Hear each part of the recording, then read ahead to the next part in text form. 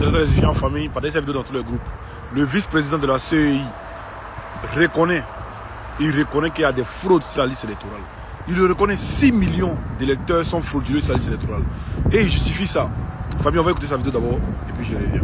Vous vous êtes rendu compte qu'il y a eu une analyse qui a été faite par un parti politique il n'y a pas longtemps, qui disait sur les 8 700 000 électeurs, après l'audit, il y a 6 millions qui ne remplissent pas les conditions pour y figurer. Vous parlez de l'audit fait par M. Apollos Dante, actuaire, qui est au FPI, me semble-t-il. Un audit qui a été fait, et sur la base de ça, celui qui a fait l'audit a dit, ces personnes-là ne doivent pas figurer sur la liste électorale. Non, c'est au fur et à mesure des révisions qu'il y a eu des accords qui ont justifié que des personnes qui ne remplissent pas l'exhaustivité des 13 conditions figurent sur la liste électorale. Donc quand on vient 20 ans après pour dire ces personnes-là ne doivent pas figurer au regard de ce qui se passe en 2025, oui, c'est vrai, quand on fait le constat, les 6 millions ne remplissent pas les 13 conditions.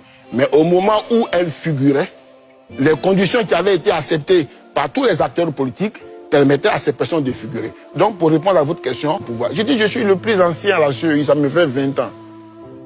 Monsieur le vice-président, est-ce que vous reconnaissez sur ce plateau que vous avez donné du grain au moulin de l'opposition par une inflation communicationnelle? Ok. Il parle des accords des partis politiques il y a 20 ans et tout.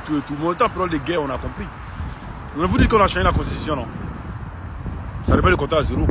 Donc maintenant, ceux qui sont sur la liste là, c'est des gens qui sont illégaux qui sont sur la liste électorale. C'est des irrégularités qu'il faut changer. Bon, Dieu merci, comme tu as compris, et tu reconnais que la liste électorale est truffée de 6 millions d'électeurs frauduleux, on attend l'audit alors.